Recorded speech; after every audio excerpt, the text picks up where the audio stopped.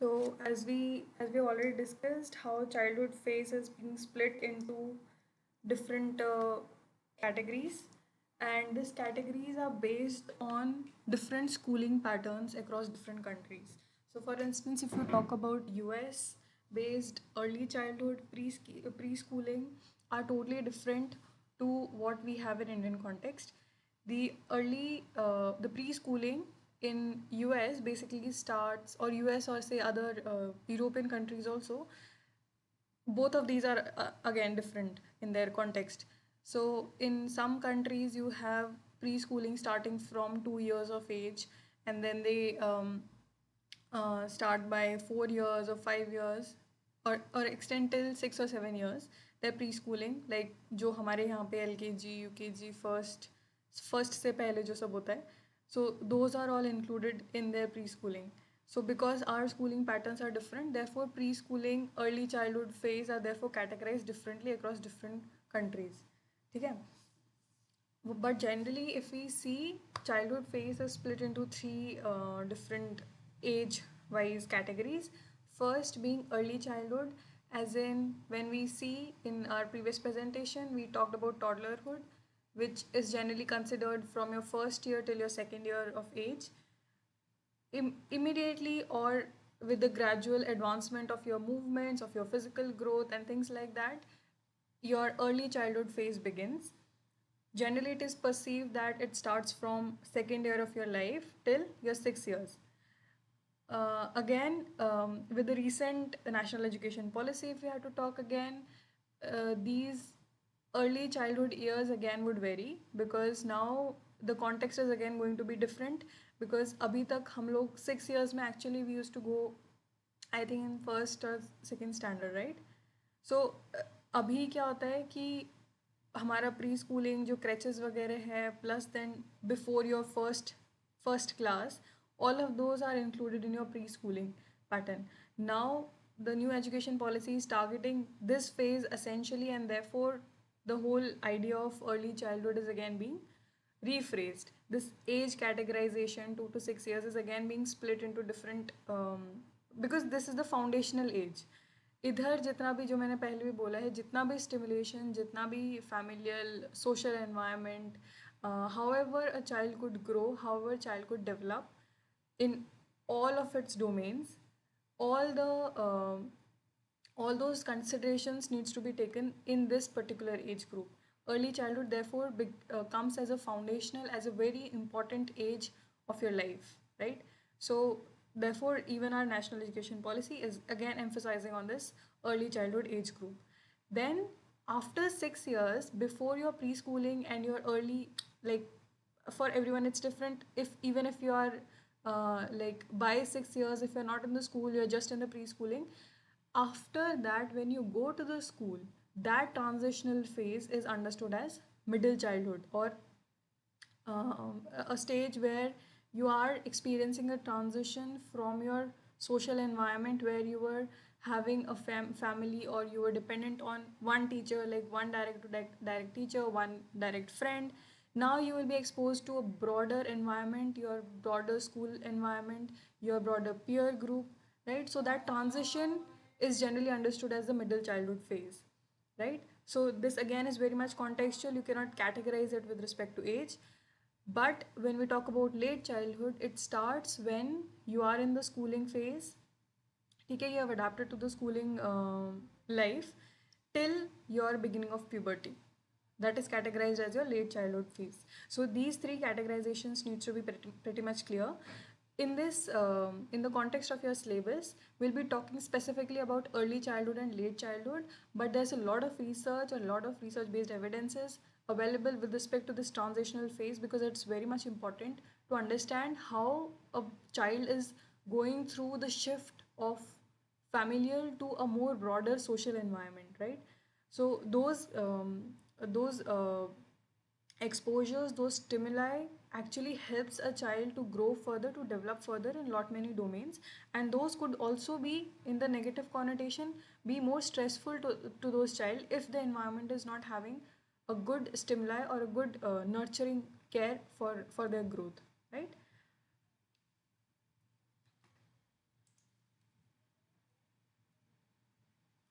So, early childhood phase generally is considered from your age 2 to your 6 years, that is, immediately after your toddlerhood or duration of your toddlerhood till your preschooling life.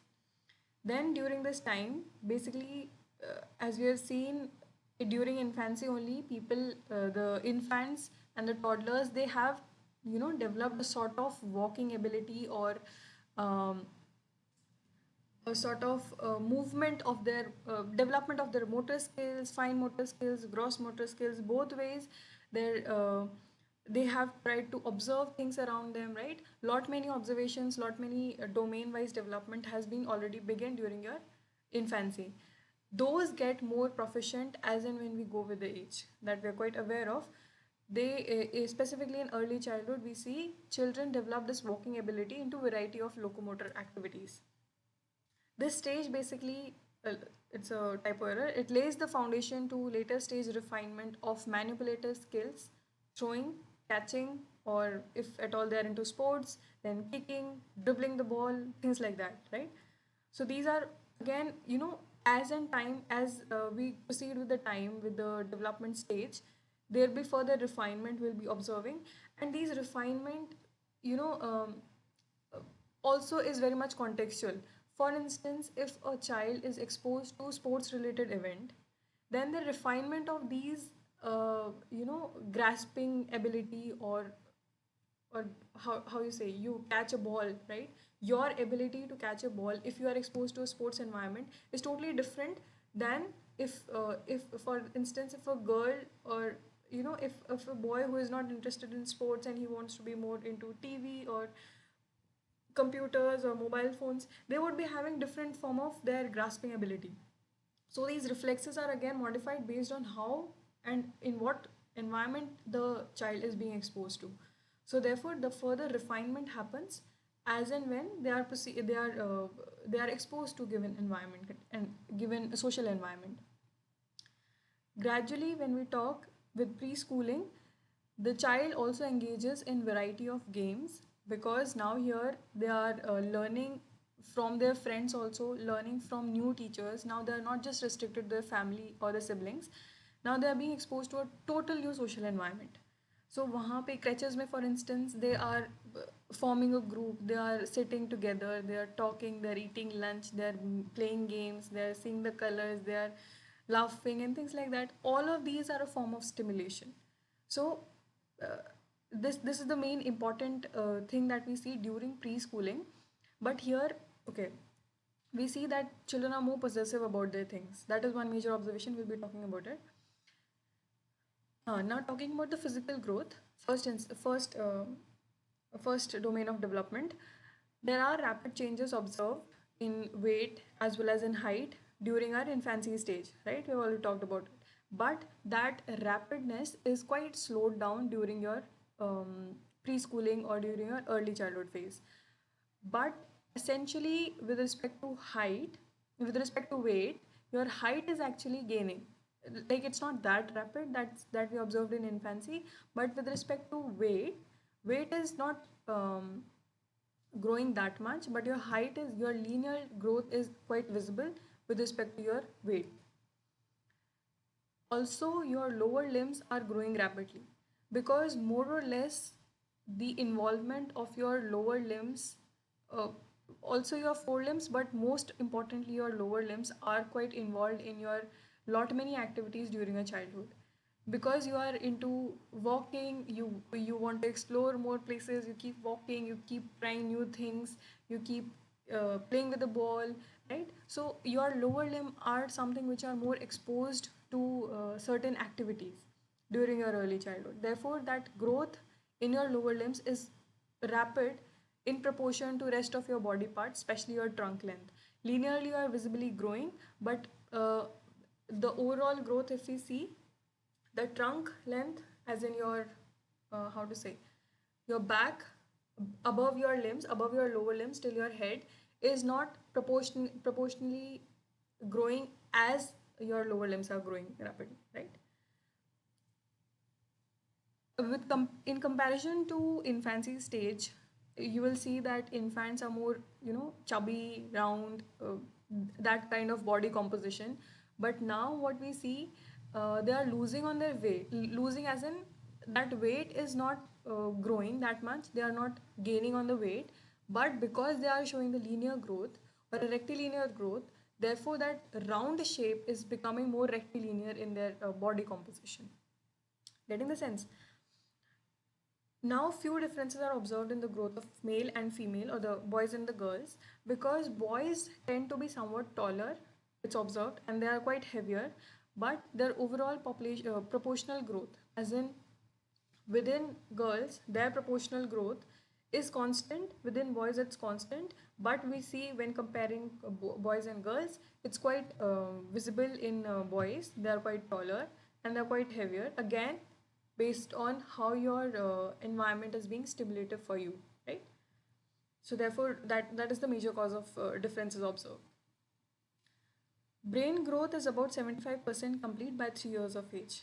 I think we have already talked about the cognitive growth. By reaching puberty, it's almost 100% of your complete growth.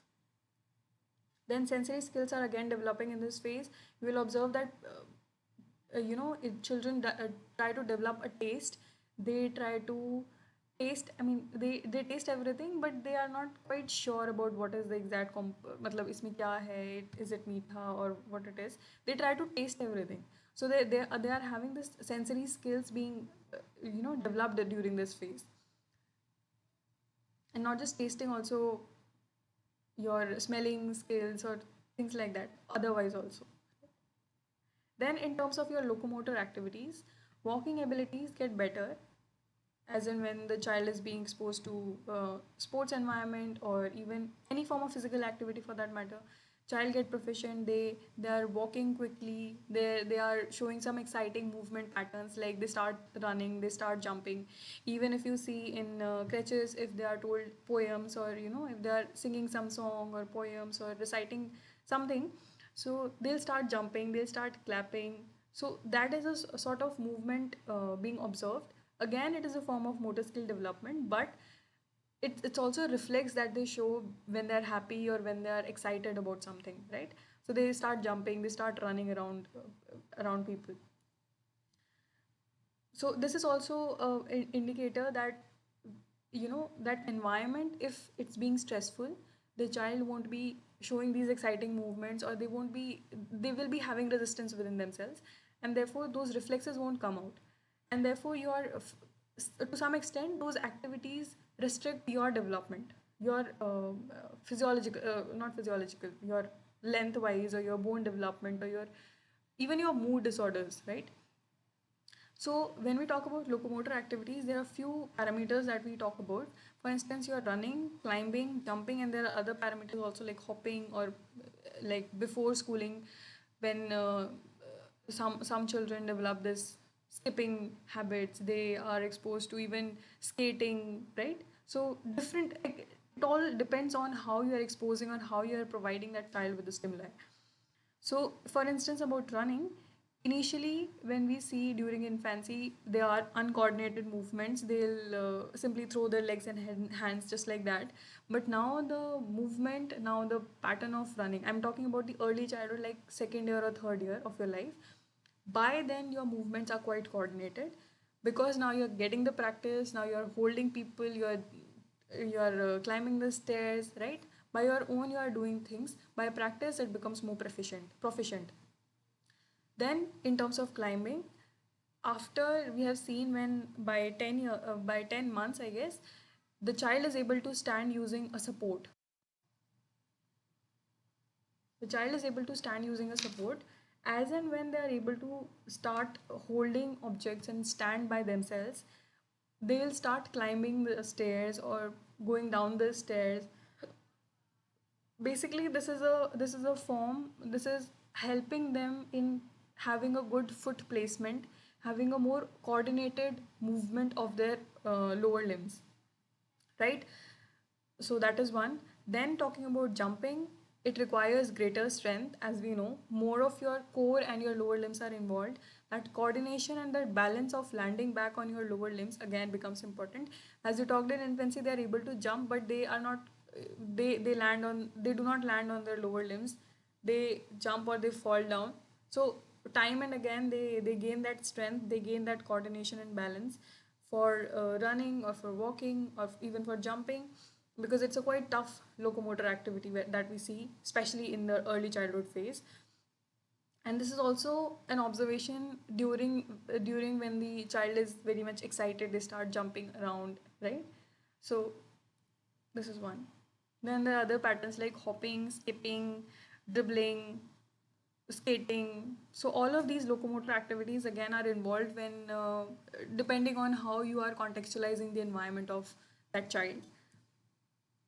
And therefore if you see, even like I was interested in doing this research for my PhD also, uh, when you have early childhood exposure, play factor becomes very much important.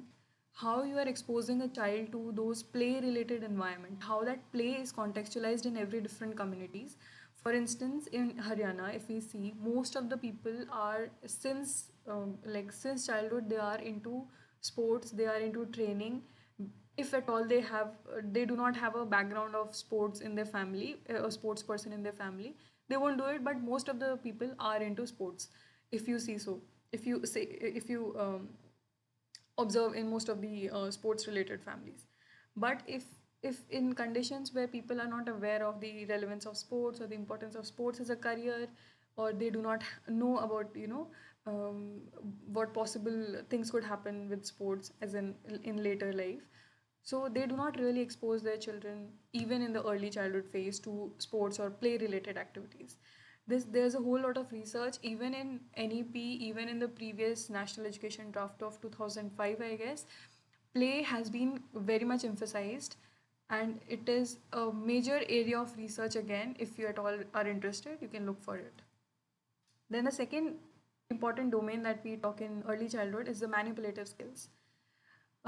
Basically, here what we see is the child is, depending on the context again, the child is very much interested in knowing everything. They are very much interested in exploring everything, and they are interested in learning most of those things, right? If, for instance, we talk about sports again, they are, they try to hold those objects. If at all you give them a ball, they'll try to throw it, play with it, kick it, right? Dribble it. So lot many skills are in manipulative skills are developed or are and should be encouraged during the early childhood phase. So a significant amount of energy is being exerted by children to explore their environment. Their voluntary control of manipulative abilities leads to a refined pattern which enables them to perform activities like throwing the ball, catching the ball, or kicking or dribbling. Again, depending on the context. If at all a child is not interested in sports, let's say if they are into science, they'll be trying to perform, they'll be trying to read or see, they'll be fascinated by national geography or books like Atlas or things like that, right? So those are like manipulative skills where child is trying to question everything. They are trying to observe everything, and that is how they are trying to find the answers to every questions they have. So those manipulative skills needs to be stimulated and needs to be nurtured in this phase. That becomes very much important. So for instance, if you see here, the reference to this article I have attached at the reference page, reference slide. So here, if you see in the initial, like this again talks about early childhood only. Here is the early, initial phase of early childhood, middle, and the late phase of early childhood only. Before you are like 6 years or before, almost before going to the schools. So you see, just observe how the child is able to grasp the ball. Here you are able to throw, but you do not know how. See the pattern of your hands. You are not able to understand how the ball is going to land back in your hands. So, so those hands are in a more open position. They are not flexed or the child is not expecting how the ball is going to land back on their hands. So, as and when you proceed, now you are learning how to hold the ball. You know how to throw the ball, but again, you are quite not familiar how it is going to land in the second stage, in the elementary stage. But in the matured phase, now you're quite aware of your way of holding the ball.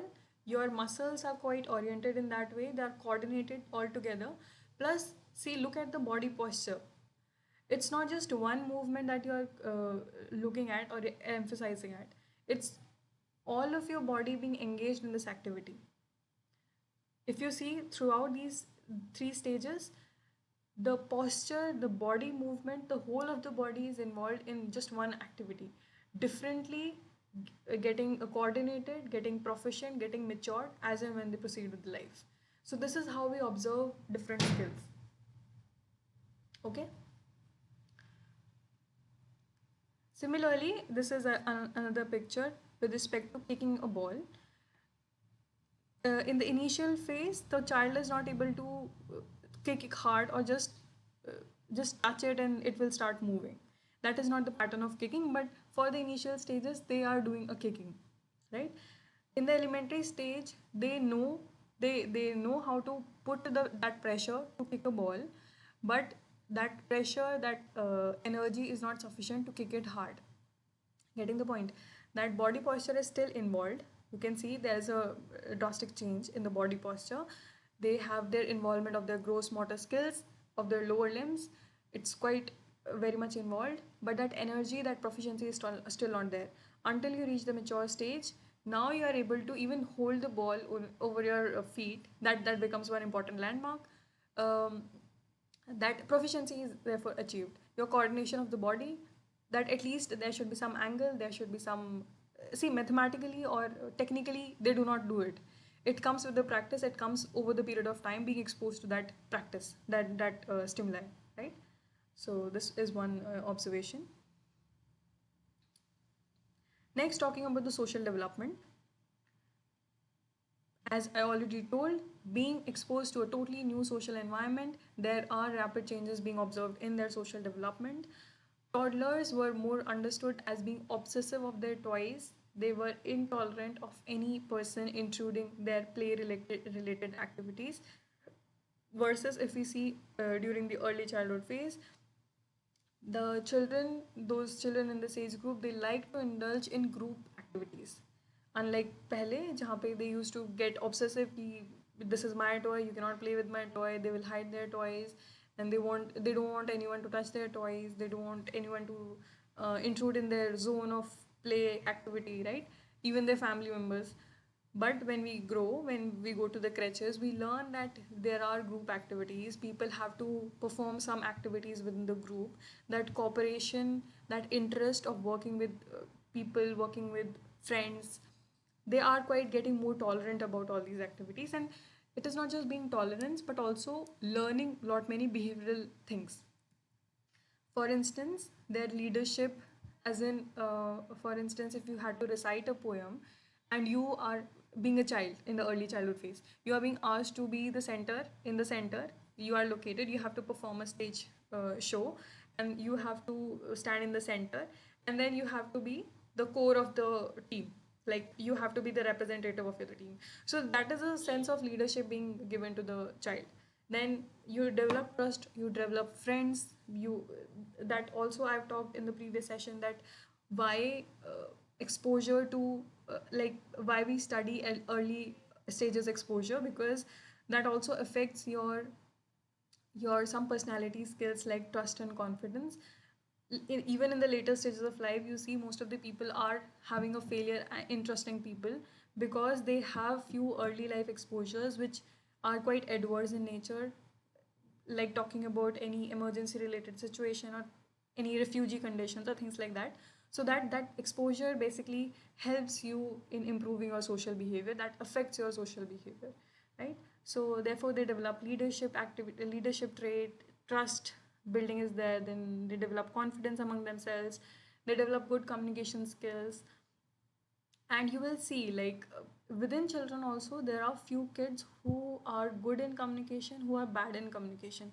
Why so? Because their familial environment, their confidence level, or their participation is again impacted by how their family is stimulating their behavior. That is how you compare the two different children in terms of their development. Exposure is very much important, stimulus is very much important in improving the quality of trust building, improving your behavioral development, right? From a research point of view, again, this becomes very much important if you study two different families, two different communities context, and how even within males and females you will see differences, and within one family you will see how the male is being pushed in, like say for instance in a patriarchal society, if you say how males are having good communication skill, they can go out, they can perform all community related activities, but how a female, even a young girl, is not able to perform all these activities because she has been restricted to all of these things, right? So those contextual notions therefore come into play, how a social behavior is being developed within one given child, within one family, amongst two different two children's differently. Okay, now coming on to late childhood, it is the stage from after you enter into the school, you develop a sort of peer group until you reach the puberty stage. Generally expected to be around 12 years, right? So here the child enters the school, their social environment is totally new, it expands. Um, uh, like yeah, you were already exposed to few peer groups, to few friends in your patches, in your preschools also, but see, things are quite different here. Now you are not just into play, you are also academically related to some people. So here, social behavior in terms of competition, in terms of academic performance, academic excellence, all that peer group is quite expanding again. It is not just limited to one person or few two or three friends of yours or just one enemy of yours, right? Now here it's your whole school, your teachers, your principal, your friends, other staff members, your family being there, then your the mode of commutation, different social environment you are exposed to daily, right? So different form of learning, different form of behavior is being adapted by these children, and therefore this age, which is also called as pre-adolescent stage, becomes another important phase, because here you are now developing as a person. I think in my in fancy or some slide in my previous sessions, I've talked how this stage is basically helping you build that trust factor again, or your personality skills, so that you are having a good peer circle, a good peer group, or a good academic performance, which impacts your later stages again, adolescence period, and your you know the quality of your peer group again determines how you are going to have your personality. So this is the phase when you build that trust amongst your peer groups. In India, so far, although there is the Western culture ka impact, but when we compare Indian with the US uh, school going children during this age group, there's a lot of difference. Your peer circle, see here we are not essentially into that peer circle or peer group, that we have to have a peer group, we have to have a group of our own, and we have to be a representation of some some different trait out of the box, something weird we have to do, something great we have to do. That pressure is there during this phase, during your early puberty, pre-adolescent phase. But versus to US schools, Indian still feel that okay, we are reserved, we have one close friend, we will be fine with them. Few people, if you see that close friends or close network, they are comfortable having that. So that social environment is again very much contextual when we talk about different communities, and also there's the cultural impact again, talking about the social environment. Plus, there is the improvement in the basic movement patterns. They're continuously improving because now we are having different form of interaction with these peer groups. Not just sports, we are even again in India there is a growing trend of having children learning all new skills during this phase. They are exposed to music, dancing, swimming. Lot many new activities are being put into place so that child develops more and more of development skills during this phase. So ultimately, there's a cumulative effect observed, because Here, the experiences are not just in terms of your stimuli, but also in terms of your age. You are being matured. Now you are having sort of new exposures, new social environment, new experiences with them, new learnings every day, right? So this is whole a network. Just don't understand it with respect to the schools or with respect to the family. Your whole day, you are having a whole new experience. Just consider yourself going back to the school, how different movements had, like, it just does not mean that it should be a positive experience. There are negative experiences, and in fact negative experiences are also laying some negative impacts on people. Few people have negative experiences, like they are scolded by teachers, or they just do not perform very well in the sports or any academic event. But for some students, for some children, that will have negative impact ki, okay, I will revenge against my teacher, I will revenge against somebody. That could be one observation. For some it is like a learning that, okay, I did bad today, I'll improve on it. So both the context again have to be very much different. So these cumulative effects of all these environmental factors, of all your physiological factors, come into play during this age group, and therefore it becomes very much important. In fact, if we talk in the recent scenario, uh, even the academic pressures are also making children make a life decisions of their own, right? So these exposures again become very much important if we talk about the social evils out there in the society. Then, when we talk about the physical growth during the late childhood phase, from your 6 to your 12 years, your height and weight are relatively slow. I mean, with respect to the previous stages, because more or less they are constant. Again, this is very much contextual. For some people, it is very much low. For some people, they have a catch up growth by the start of puberty. Catch up growth we'll be talking in our next sessions. Basically क्या होता है कि कुछ बच्चों का height नहीं gain होता है by certain age, that they are expected to have that particular age, particular height, but that is all again on your metabolism, on your diet, on your different factors. After a particular age, like if at all you say 8 9 years may that particular age is not that particular height is not reached, after starting with your puberty by 15 or 13 years of your age, that age group, you immediately catch that height. You would see even in your own family, especially with the males, if you see, they are almost equal to you in their height. I mean, if you have a similar age group, as in when you reach in the senior classes in your 12th or 11th or even 10th class, ninth class also, they reach a sudden height. They have a catch up growth. Okay, so but during late childhood, this is generally seen to be relatively slow and a constant phase. You do not have a catch up growth visibly there in the late childhood. It happens almost during puberty, or during the time of start or after the puberty age. It's also called as pre-adolescence age, and therefore it's very much important. Um, One major incidence is about the growing burden of obesity in this age group.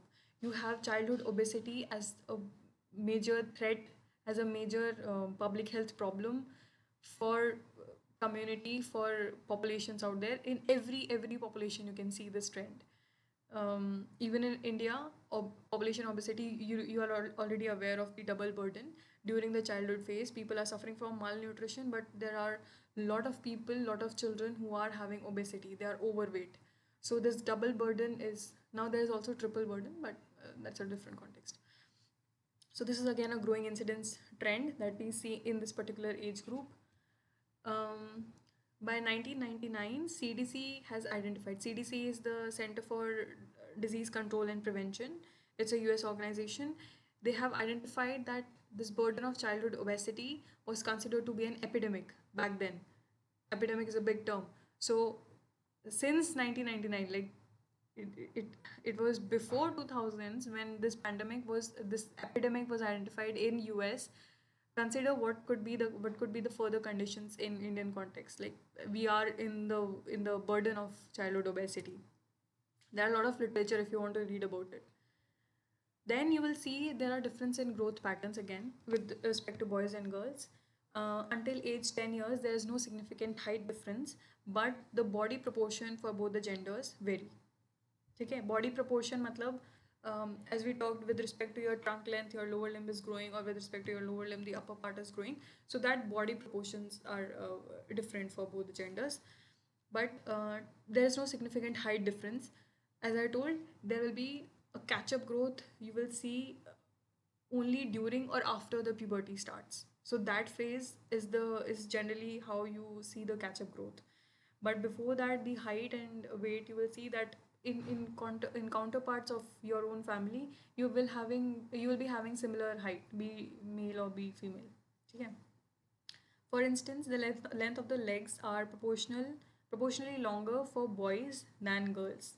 That was because of the early childhood phase. Also, you have observed that length of the legs are quite longer for boys. Talking about physical growth again, with the time, with the exposure to environment, with the exposure to different stimulations, your movement patterns again gets refined. Now when we saw that picture of kicking and catching the ball, those were also not the refined movement. They happen to be at a matured stage by practice. So by further practice, by further exposure, by further learnings, you are getting further refinements in your movement patterns, be it you're running, throwing, catching, dribbling the ball, skating, every related event. Most of the things we are talking here about the physical activity only, because now is a phase, children are more involved into physical activity. Dance is also an emerging trend, or sports again is a considerable event, right? Then there are improved performances because you are maturing with respect to your exposure to that environment. You are getting that good practice of it.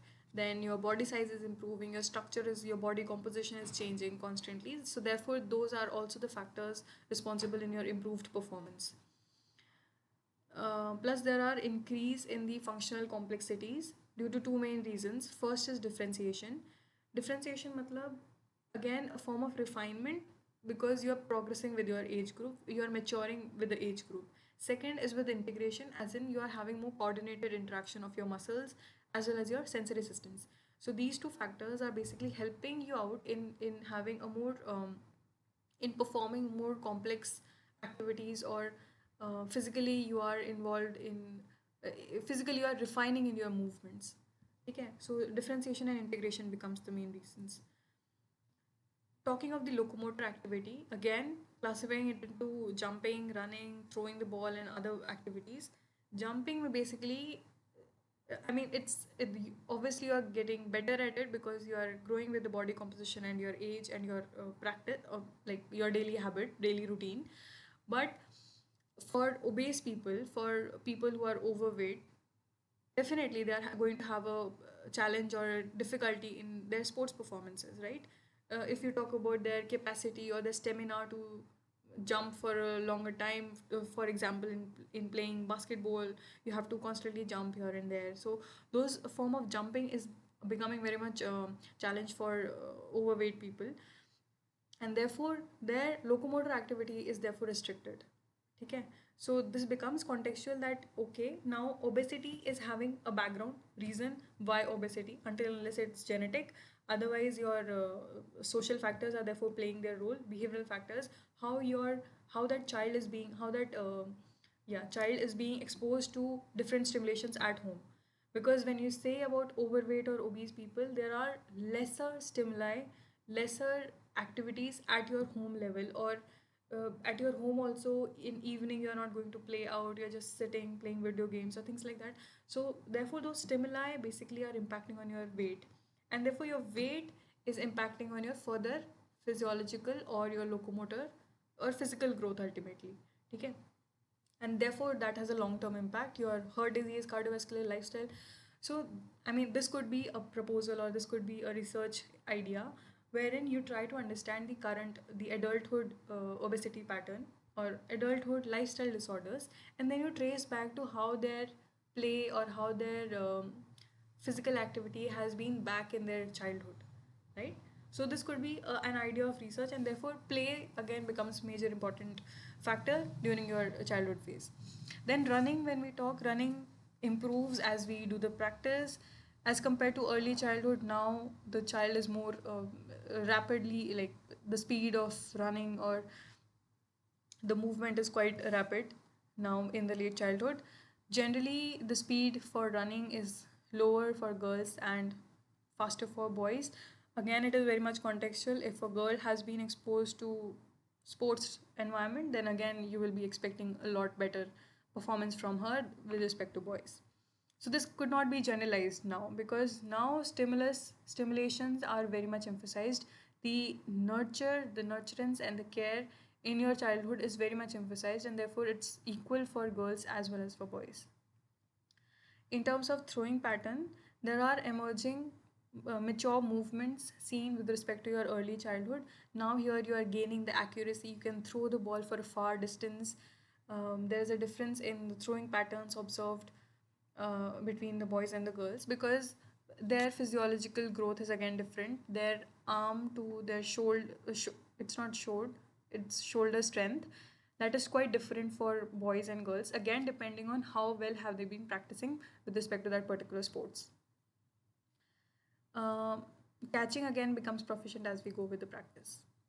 Then there are further interest and movement activities that it again is a part of those manipulative skills. So, for instance, yeah, so in late childhood phase, now you are more into group or in organized sports. So you will be part of that sport.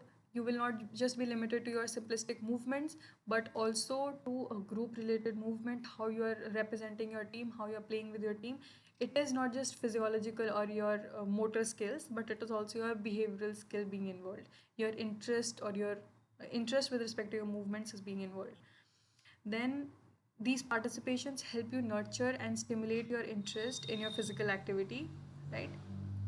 Talking about the social and intellectual changes, these skills, social skills and social behavior are getting widely extended because you have a wide expansion of your peer group, of your social environment. The social needs are quite changing, are very much flexible.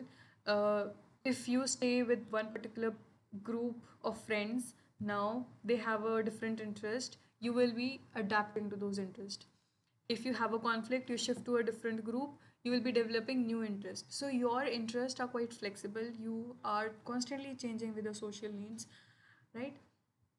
For instance, if we talk with respect to the previous age group, previous categorization of childhood, the early childhood, they would prefer playing within a restricted friend circle, or just with one or two closed friends. But when you are reaching to your puberty stage, you are trying to fit in within a peer group, and this is a more recent trend that you would see in the schools. So therefore this emergence of new social needs or new categorization of social needs again becomes very much important for later childhood phase. These needs are also built upon by your educational experiences, as I told, based on your academic performance, based on how your family is also pressurizing on your academic performance. Your needs are again therefore built upon. For instance, in your initial stages only, you are being told that you have to be civil servant or you have to go into administrative services, or your pressure, or you'll be trying to build upon those skills by talking to your friends, by having that goal set in your mind. If you do not have, you'll be keeping on exploring. If you are having an artistic skill, you want to be an artist, you have identified, you develop lot of different experiences in your educational training. Apart from that, your peer network also, so those needs therefore are quite flexible, that needs to be understood. Individual differences in behavior patterns are observed. Thus, it is tough to predict how the social behavior would vary among two children of the same age, and even within the same family, how two children are having their different behavioral patterns. So, this becomes one important area of research again. Now it is tough to, in fact, wrong to force anything upon that child, because they are being flexible to their social needs. They are being exploring their interest. They're exploring their ideas, their motivations, and things like that. So implying or implying your enforcing your ideas or your wishes and wills over that child is unnecessary, and it could lead to a very stressful condition, which generally we see is happening right now. There's a lot of familial pressure, a lot of academic performance pressure from your family or over those child, that you have to perform well, you have to grow up to be, and not just academically, now you have extracurricular activities. In fact, if we talk about this NEP recently launched, it again talks about different coding skills, different extracurricular skills that has to be developed in this phase only. I mean, it's still eighth class, yeah. So it is during this age only. So these are quite challenging. If at all a child is not interested, if at all he or she does not want to do coding or does not want to go in extracurriculars, he or she is very much interested in physics or very much into academic subjects, what is the point of implying those unnecessary pressures over them as a compulsory part of their academia, right? So therefore this becomes a very wrong or a misconception that in order to explore in order to help them explore further options, career options, or further career interest, they should develop those exposures right now. That is good, but if at all child does not want it, if at all child is not interested, then that should not be acting as an unnecessary pressure. Now, these behavioral differences are also considered, are also observed, irrespective of their abilities and their opportunities available in their life, right? So, again, very much contextual to their stimulations. Therefore, it is very much important that their needs must be very well understood, and they must be given due importance to their needs and to their um, interest and to their explorations, further experiences. We need to talk about them, how they feel like doing some activity, or what are their growing interest about. Because every age, even if today you talk about your own interest, you will see that you are growing every day, that you think, okay, this will be good for me. Later on, you will say, okay, this thing could be good for me. So we do not have a rigid sort of interest in our life until unless you are born with that interest. That is a different thing. But you do not have a rigidity in those interests. They keep on developing over your age, over your life, as in when you grow. So these things needs to be considered very much importantly. These have to be complied with the familial interest. They have to be taken into consideration while you have a family discussions and things like that. So therefore it is very much important. So this is about early childhood and the later childhood phases. Any questions so far?